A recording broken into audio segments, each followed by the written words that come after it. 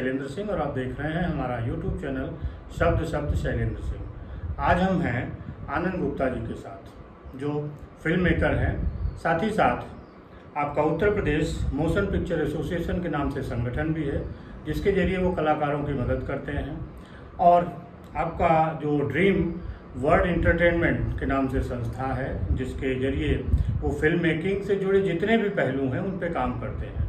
उद्देश्य ये है कि जो लोग यहाँ के कलाकार, टेक्नीशियन, रिकॉर्ड करने वाले या एडिट करने वाले मुंबई जाते थे, उनको मुंबई न जाना पड़े और एक जगह पे एक जैसी सुविधा मिल जाए, अपने घर में अपनी जैसी सुविधा मिल जाए, ताकि वहाँ उन्हें जो तमाम तरीके की दिक्कतों का सामना करना पड़ता है वो न करना पड़े। तो आनंद गुप्ता जी की जो यात्रा थी वो कैसे शुरू हुई और क्या उनके विचार हैं, अभी जो उत्तर प्रदेश सरकार ने फिल्मों को लेकर जो फैसले किए हैं, फिल्म सिटी बनाने को लेकर जो बात की है, उस पर उनके क्या विचार हैं, ये आज हम जानेंगे इस बातचीत के दौरान। स्वागत करते हैं आनंद जी का। बहुत बहुत धन्यवाद सर, बहुत बहुत धन्यवाद। सबसे पहले तो अपनी यात्रा के बारे में बताइए। आप बहराइच के रहने वाले, फिर लखनऊ और लखनऊ से मुंबई, और वापस फिर वो उसी क्रम में आप लखनऊ आ गए और एक आंदोलन के साथ आए कि अब उत्तर प्रदेश के लोगों को मुंबई में भेदभाव का शिकार नहीं होना पड़ेगा, हम उनको वो सुविधाएं लखनऊ में देंगे जिसके लिए मुंबई जाते हैं। जी जी बिल्कुल। कहाँ से शुरू हुई थी यात्रा?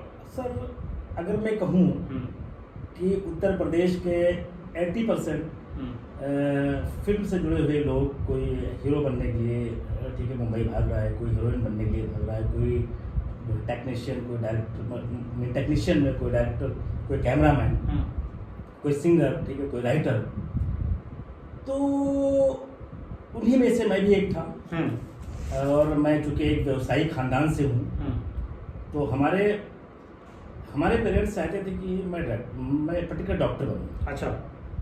लेकिन डॉक्टर बनते बनते मैं डायरेक्टर बन गया। लेकिन अगर मैं यात्रा की बात करूँ तो ये यात्रा मेरी लखनऊ से ही शुरू हुई। अच्छा। उस वक्त मैं यही पढ़ाई कर रहा था और फिर यहीं से हमारा झुकाव थिएटर में भी हुआ। और हमने कुछ जो है रंगमंच से जुड़ करके प्ले भी किए, एंड यहीं पर हम दूरदर्शन के टेलीफिल्म भी हमने शुरू किया बनाना। और उसके बाद मैं फिल्म एकेडमी चला गया। फिल्म एकेडमी में मैं डायरेक्शन से ही हमने पढ़ाई की। हाँ, हमने पढ़ाई की। उसके बाद फिर मैं सीधा बॉम्बे चला गया। अच्छा। कितने साल पहले मुंबई गए होंगे? ये मुंबई में गया अराउंड 20 वर्ष तो ही रहा है। अच्छा जी। तो आपने 20 साल मुंबई में गुजारे? नहीं, ऐसा नहीं, 20 साल नहीं गुजारे हमने। मुंबई से मैं 2013 में आ गया था। अच्छा। और उसके पहले मैं 12 वर्ष मुंबई में रहा।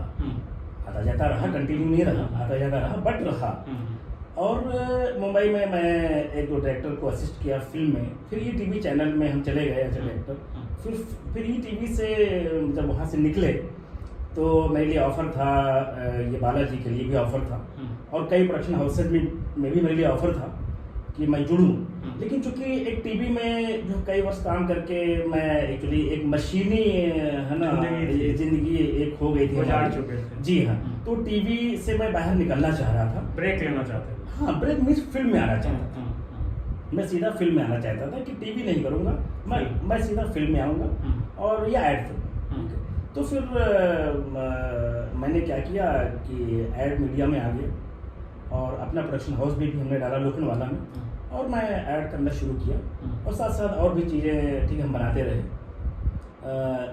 शॉर्ट फिल्म्स हैं, डॉक्यूमेंट्री एंड ऑल।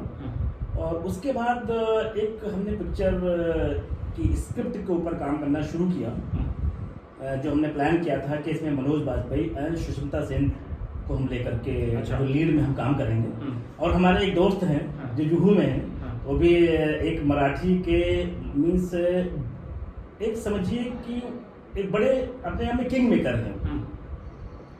बहुत सी फिल्में बनाई उन्होंने, और दादा साहब फाल्के से भी अवार्डेड रहे हैं वो। तूने कहा आनंद जी, अभी तक तो हम मराठी फिल्में बनाते आए हैं, लेकिन हम चाहते हैं हिंदी फिल्म बनाएं, लेकिन हम आपके साथ बनाएंगे। तो उसमें डायरेक्टर आप रहेंगे। जी। तो आपने इतना समय मुंबई में गुजारा, जो यहाँ के लड़के लड़कियाँ अपने परिवार के कंसर्न से नहीं जाते, क्योंकि उत्तर भारत के लोग लड़कियों को खासतौर पे फिल्म इंडस्ट्री में नहीं भेजना चाहते। इनका वहाँ क्या हालत होती थी और कैसे आपने क्या अनुभव किया इन लोगों के साथ? देखिए, मैं तो हमेशा ये फील करता रहा कि जब मैं अपने प्रोडक्शन हाउस में बैठता था, अपने ऑफिस में पर्टिकुलर, जब यूपी से या इनडायरेक्टली नॉर्थ इंडिया से जब एक्टर एक्ट्रेसेस एंड टेक्नीशियन आते थे हमारे पास, तो कई बार उनके काम के साथ साथ अपनी जो पर्सनल उनकी परेशानियां हैं वो भी शेयर करते थे मेरे साथ। जैसे वो घर के जो है कंसर्न से नहीं आते थे, वहाँ पर उनके सहमति से घर वालों के नहीं आते थे, कई बार नहीं आते हैं, बहुत बहुत बड़ा रेशियो है ये। तो अगर उनके साथ कोई परेशानी होती है, चाहे कोई भी परेशानी हो, चाहे लॉजिक की हो, शारीरिक हो, कोई आर्थिक शारीरिक मानसिक कोई भी हो, तो अपने घर वालों से शेयर नहीं कर पाते थे। मतलब कारण था कि वो घर वालों के सहमति या मर्जी से नहीं वहाँ गए हुए, यही वजह होती थी मेन।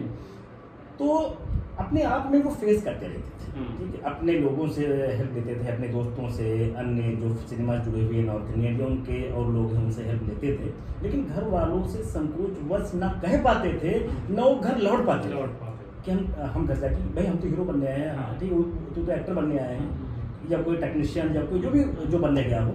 अच्छा, ये जो भेदभाव शुरू हुआ इसके तो खैर कारण राजनीतिक थे, लेकिन इनका फिल्मों पे बड़ा प्रभाव पड़ा, फिल्म और टीवी इंडस्ट्री पे। आज बहुत सारे कलाकार टेक्नीशियन मुंबई से बाहर आना चाहते हैं। खासतौर से सुशांत का जो मामला था वो एक टर्निंग पॉइंट थी, जिसके बाद लोगों ने मुंबई छोड़ने के बारे में सोचना शुरू किया। अब आपको क्या लगता है कि जो उत्तर प्रदेश सरकार फिल्म विकास परिषद बना रही है, फिल्म बंधु बनाया है, फिल्म सिटी बनाने जा रही है, आप भाजपा से भी जुड़े हैं, तो उसका क्या प्रभाव पड़ेगा और वो लोग जो अभी तक मुंबई में थे वो यहाँ कैसे आएंगे, कितना आएंगे? ये सब हमें अत्यंत खुशी है कि हमारे चीफ मिनिस्टर महाराज जी उन्होंने बहुत बड़ा अनाउंसमेंट किया कि हम देश की सबसे बड़ी फिल्म सिटी बनाएंगे। वो कब किया? बहुत सही वक्त पर किया।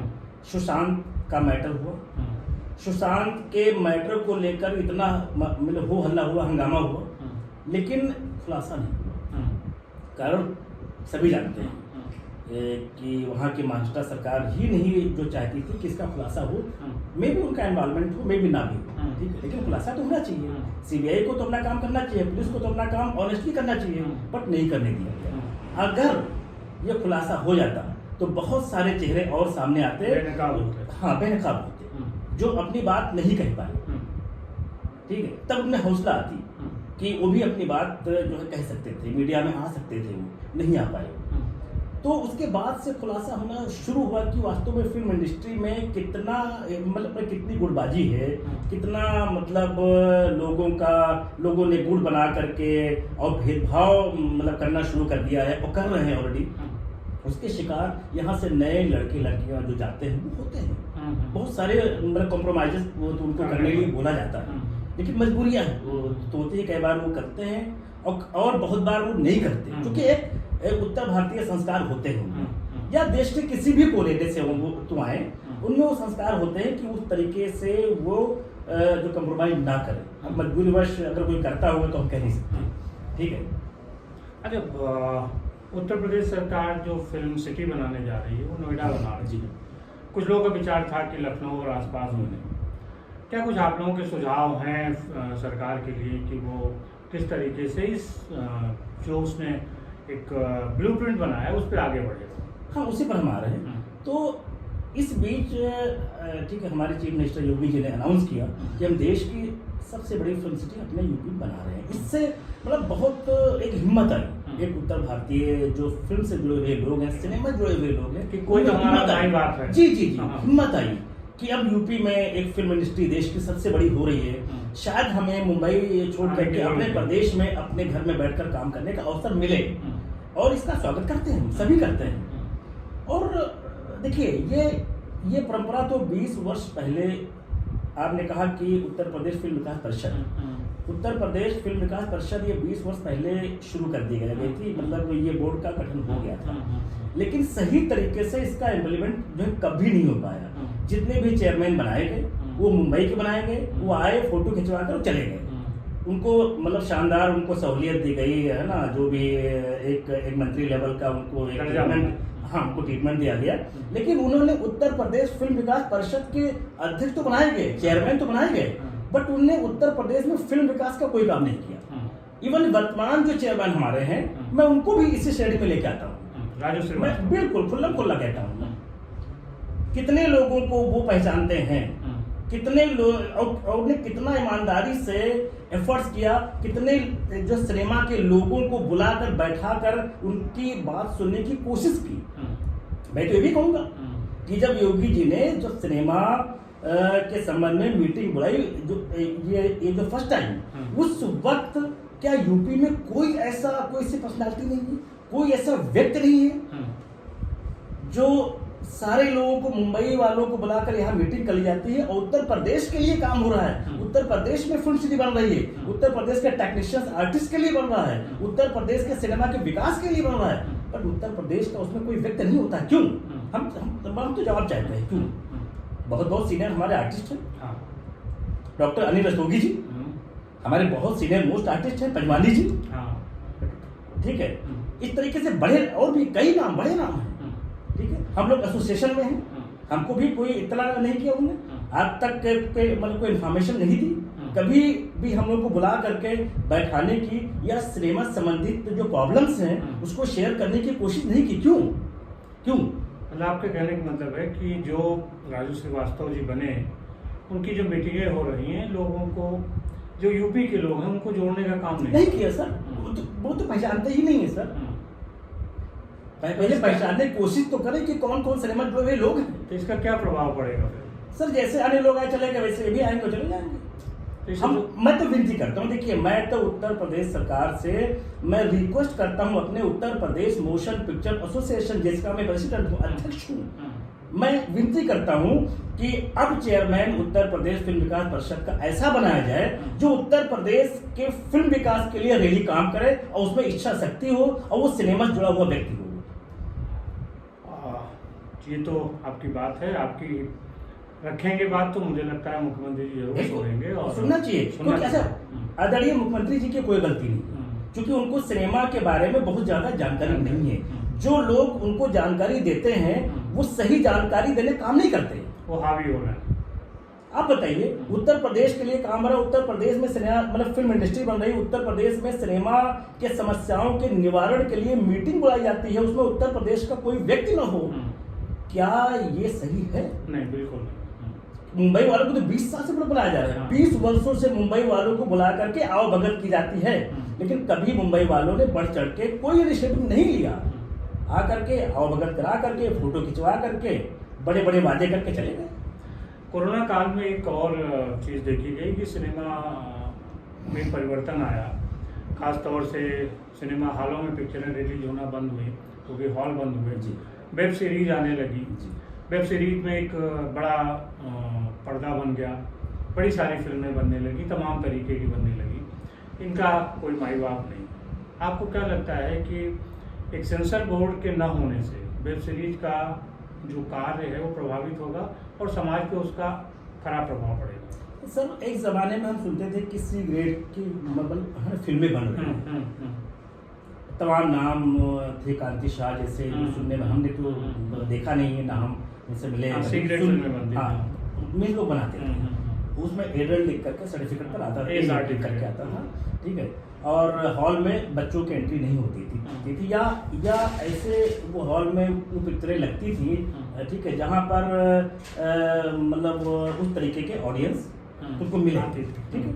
अब अगर वेब सीरीज का एक प्लेटफॉर्म अगर क्रिएट हुआ, अगर ये सामने आया, OTT चैनल अगर सामने आया, तो चूंकि सेंसर शुरू में नहीं था, अभी भी नहीं है, नहीं था, तो इसका फिल्म मेकर्स ने भरपूर इसका उपयोग किया, मतलब दुरुपयोग किया, और इन्होंने उस सी ग्रेड वाली फिल्मों का भी रिकॉर्ड तोड़ दिया।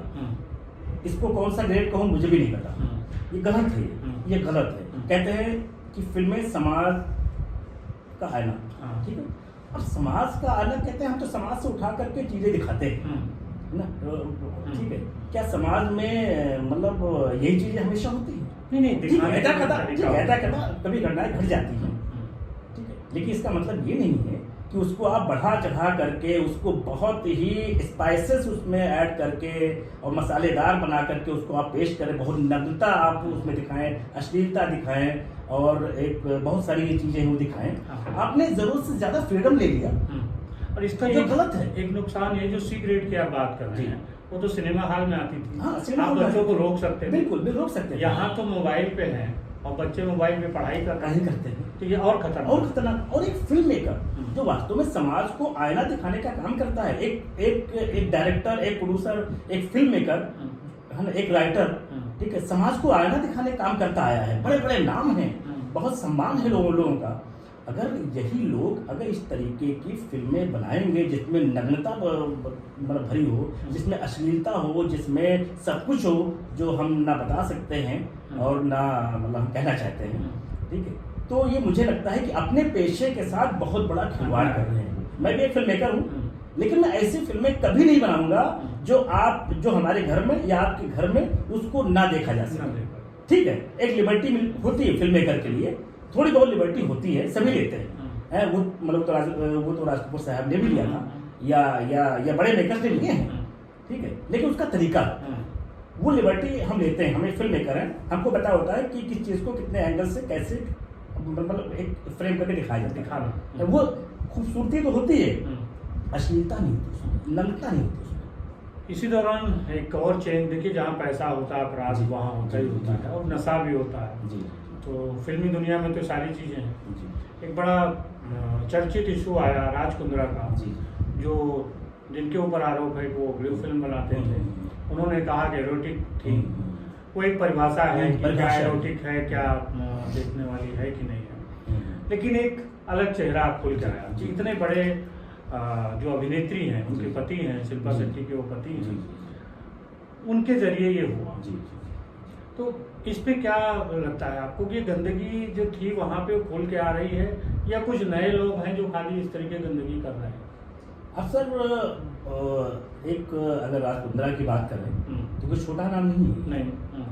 ये शिल्पा शेट्टी के पति हैं, ठीक है, तो इसमें सिर्फ इनका सम्मान नहीं जुड़ा है, इसमें बहुत बड़ी एक्ट्रेस का सम्मान जुड़ा हुआ है, ठीक है। और अगर राज कुंद्रा जैसे इतने बड़े नाम अगर इस तरह घिनौनी हरकतें करते हैं, भोली भाली लड़कियों को जो यहाँ से एक्ट्रेस बनने के लिए जाती हैं, अगर उनको मतलब लालच दे करके और गलत तरीके से उनको अगर पेश करने का काम करते हैं वो, ठीक है, उनके साथ एक अश्लील फिल्में बनाने का काम करते हैं, तो मुझे लगता है कि ये फिल्म इंडस्ट्री जो मुंबई फिल्म इंडस्ट्री है वहाँ पर कितनी गंदगी है, ठीक है, इसका अनुमान लगाया जा सकता है, क्योंकि वो बेधड़क काम कर रहे हैं, बगैर कोई डर के कर रहे हैं। भाई आदमी में डर होता है, लेकिन वो बगैर डर के कर, इसके मतलब ये है कि इसमें बहुत से नाम इन्वॉल्व हो सकते हैं, बहुत से लोग इन्वॉल्व हो सकते हैं जिसका खुलासा नहीं हुआ है, जिनका शय है, जिनका सपोर्ट है, ये ऐसे नहीं कर सकते। इनको पुलिस का मतलब इनको डर नहीं, इनको सरकार का डर नहीं, इनका लोगों का डर नहीं, इनका इतना बड़ा सर्कल है, तो ये ऐसे नहीं कर रहे। इसमें कई नाम इन्वॉल्व हो सकते हैं। शिल्पा शेट्टी जी पता है कि उसमें मतलब हम नहीं कह रहे हैं शिल्पा शेट्टी जी इसमें इन्वॉल्व हैं, हम बिल्कुल नहीं कह रहे हैं, लेकिन कम से कम अगर शिल्पा शेट्टी जी ने भी पहले सुना, इस तरह अगर सुना होगा, तो उनको रोकने का काम अवश्य करना चाहिए, ठीक है, अवश्य करना चाहिए कि हमारी भोली भाली लड़कियों का एक एक एक एक करियर का सवाल है ना, उनको क्या बनाकर पेश कर रहे हैं। आज इस तरीके का आज जो गंदगी फिल्म इंडस्ट्री से आती है, तो हमारे एक भारतीय समाज पर क्या असर पड़ रहा है इसका। मुझे लगता है कि अब सुशांत सिंह के मैटर के बाद और राज कुंद्रा के मैटर तक आगे देखिए क्या क्या खुलासे होते हैं अभी, आई डोंट नो, बट इतना मैं कह सकता हूँ कि कोई भी नॉर्थ इंडियन परिवार अपने बच्चों को मुंबई भेजना नहीं चाहेगी। और बहुत अच्छा है कि सिनेमा का डिसेंट्रलाइजेशन हो रहा है। आज सिनेमा हमारे स्टेट में, हमारे लखनऊ में बहुत शानदार तरीके से परफॉर्म कर रहा है। आज मुंबई से लोग आकर यहाँ बहुत शूट कर रहे हैं, बहुत काम कर रहे हैं, और काफ़ी यहाँ पर टेक्नीशियन शिफ्ट हो गए, आर्टिस्ट शिफ्ट हो गए, प्रोडक्शन हाउसेस शिफ्ट हो गए। हमने भी बहुत कोशिश की है शिफ्ट करवाने की, और लगातार हम कर भी रहे हैं। आपको बहुत लंबा अनुभव है, कुछ जो नए कलाकारों के लिए जो करियर बनाना चाहते हैं एक्टिंग और उसमें, उनके बारे में बताइए, उनको कुछ गाइड करिए कि किस तरीके से आए जिससे कि इन हालातों का। जी बिल्कुल सर। अब मैं थोड़ा फ्लैशबैक में आता हूँ उसी फ्लैशबैक में कि जब मैं मुंबई में था, तो जब ऐसी स्थिति आर्टिस्टों का या जो टेक्नीशियन का मैं देखता था कितनी परेशानी में है, तो मन ये करता था कि वास्तव में हिंदी सिनेमा के लिए ये मुंबई काम करने आए हैं, महाराष्ट्र में काम करने आए हैं। महाराष्ट्र हमारे देश में है, हिंदी जो राष्ट्रभाषा है, ठीक है, सबको सम्मान करना चाहिए, लेकिन न वो हिंदी का सम्मान करते हैं, न वो हिंदी भाषी लोगों का सम्मान करते हैं, ठीक है। तो ये मन में बात हमारी थी कि कभी हमें अवसर मिलेगा तो मैं मुंबई बैठूंगा, प्रोडक्शन हाउस खोलूंगा और प्रोडक्शन हाउस खोल करके यहीं के टेक्नीशियंस को, यहीं के आर्टिस्ट को, यहीं के सिनेमा जुड़े हुए लोगों को हम यहीं पर अवसर देने का काम करेंगे। और ये कोशिश हमारी बरकरार है। अभी भी हमारी एक टीम काम कर रही है, जो अभी काम चल रहा है, शायद संडे को शूट है, ठीक है। तो इस तरीके से हमें कोशिश कर रहे हैं कि जितना भी सपोर्ट अपने से हो सके हम सपोर्ट करें। उनको रेकमेंड भी करना पड़े मुझे, कोई और बहुत सारे फिल्म मेकर मुंबई से आते हैं, हमारे दोस्तों में बहुत सारे हमारे जानने वाले हैं, तो उनको भी यहाँ के जो बच्चों को या आर्टिस्टों को हम रेकमेंड कर सकें, वो भी हम काम कर रहे हैं। चलते चलते कोई और बात जो हम लोगों के पूछने से रह गई हो और आप बताना चाहते हो दर्शकों को? बताने के लिए तो अभी बहुत कुछ है, और हम लखनऊ के जनमानस या उत्तर प्रदेश के जनमानस से भी हम विनती करेंगे कि आज सिनेमा का एक बेहतर वातावरण, एक माहौल यहाँ बन रहा है। लगातार शूटिंग बहुत सारी लखनऊ में हो रही है, चाहे वेब सीरीज हो, चाहे फिल्म हो, चाहे टेली सीरियल हो। एक सीरियल की शूटिंग चल रही है, कंटिन्यू सेट लगा हुआ है, और भाई अभी क्या चल रहा है, इस तरीके से और भी जो सीरियल के लोग आ रहे हैं यहाँ शूट करने के लिए मुंबई से, उसमें बहुत सारे लोगों को अवसर मिल रहा है, काम मिल रहा है, ठीक है। हम भी कुछ अपने प्रोजेक्ट्स अपने तैयार कर रहे हैं, अभी वेब सीरीज भी हम शुरू कर रहे हैं, फिल्म भी शुरू कर रहे हैं, इसमें भी हम बहुत लोगों का काम, मतलब बहुत लोगों को अवसर देने काम करेंगे। लेकिन हम यहाँ के जनमानस से ये विनती करते हैं कि अगर उनके बच्चों में कोई हुनर है, अगर एक्टिंग का या टेक्निकल, तो उनको दबाने का वो काम ना करें, उनको मतलब आगे बढ़ाने का काम करें। क्योंकि उनको अब मुंबई भेजने की ज़रूरत नहीं है, उनको अपने घर में रह करके अपने शहर में ही उनको आज काम करने का अवसर मिल रहा है, इसलिए उनको बढ़ावा देने का अवश्य काम करें। क्योंकि आर्ट एक बहुत बड़ी चीज़ है, आर्ट से बड़ी चीज़ और क्रिएटिविटी से बड़ी चीज़ शायद कोई नहीं है। अगर वो क्रिएटिव हैं, अगर क्रिएटिविटी उनमें है, तो पेरेंट्स को इसको बढ़ाने का काम करना चाहिए, सहयोग करना चाहिए। और जो बड़े नाम हैं, चाहे वो राजनीति में लोग हों, चाहे उद्योग में लोग हों, चाहे व्यवसाय में लोग हों, जैसे मुंबई जाकर के सपोर्ट करते थे, फाइनेंशियली सपोर्ट करते थे, वैसे यहाँ भी अगर यहाँ पर भी अगर फिल्म बनाते हैं हम लोग, तो अगर फाइनेंशियल सपोर्ट की आवश्यकता पड़ती है, तो मैं ये उम्मीद करूँगा कि उनसे हमें सपोर्ट मिल सके। जी हाँ, सपोर्ट मिल सके, हम सभी को, मतलब जितने फिल्म मेकर हैं सबको सपोर्ट मिल सके।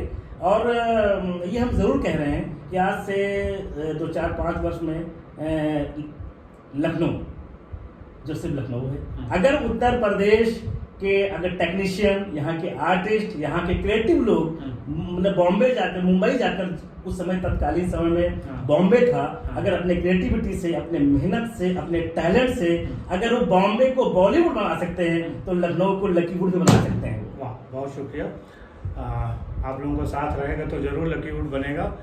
आनंद जी, बहुत बहुत शुक्रिया, बहुत बहुत धन्यवाद। शैलेंद्र जी, ये मेरा सौभाग्य है कि आपने अवसर दिया, और हम ज़रूर जो मैंने कहा है तो कोशिश से कभी पीछे नहीं हटेंगे। सभी साथियों, आपका भी बहुत शुक्रिया। आप बताइएगा कि हमारी और आनंद जी की बातचीत कैसी लगी। फिर हम लोग बैठेंगे और जो इन्होंने फिल्में बनाई हैं, जो बना रहे हैं, उन पर चर्चा करेंगे।